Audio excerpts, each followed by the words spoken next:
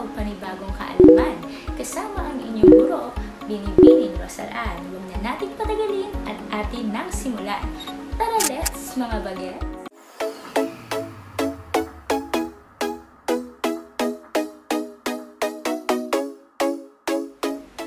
Mahilig ka ba sa aso? Sa pusa? Ikaw ba ay mayroong alaga sa inyong bahay? Kung ikaw ay mahilig sa mga hayop, tiyak ako iyong magugustuhan ang ating tatakayan. Ang pabula ay kalimitang nagpapakita ng mga pangyayari sa pang-araw-araw na buhay. Ito rin ay nag-iiwan ng aral sa mga mambabasa. Ang mga hayop na ginagamit na tauhan sa pabula ay sumisimbolo sa mga kaugalian at katangian ng mga tao, mabuti man o masama. Sige nga, subukan natin. Magbigay ka nga ng isang halimbawa ng nabasa mong pabula. Marahil ay nabasa mo na si Pagong at si Matching, ang aso at ang kawa, ang kuneho at ang pagong, si Langgam at si Tipaklong. Bukod sa mga halimbawang nabanggit, ang ating tatalakayin na pabula ay may pamagat na masamang kalahi. Talakayin natin yan. Tara, let's mga bagets!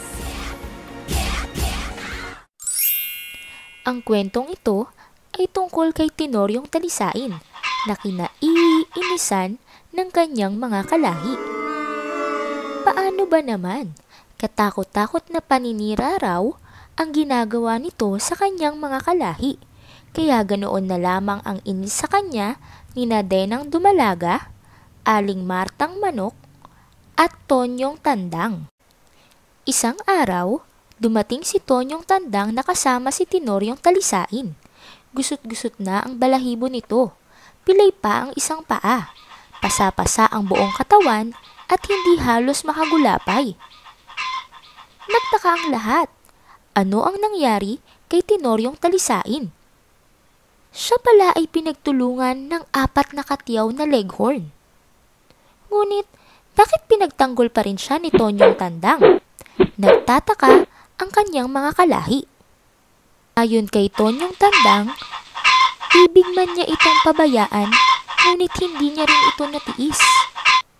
Siya ay agad na sumaklolo kay Tenoryong Talisain. Nakita mo na, Tenoryong Talisain? Ang wika ni Aling Martang Manok. Iyang kalahi, kahit masamain mo'y hindi makatitiis.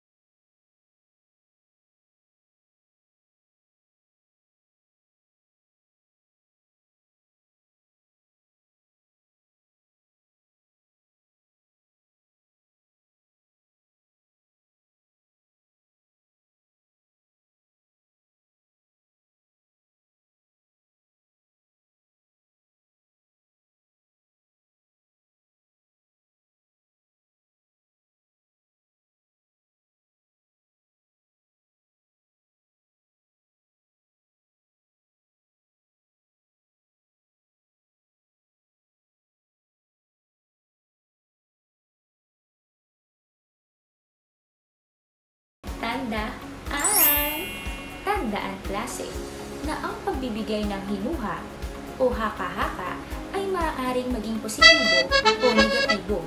Kaya isipin muna natin bago tayo magbigay ng hinuha para hindi tayo makasakit ng damdamin ng ating kapwa. Maraming salamat sa inyong pakikinig.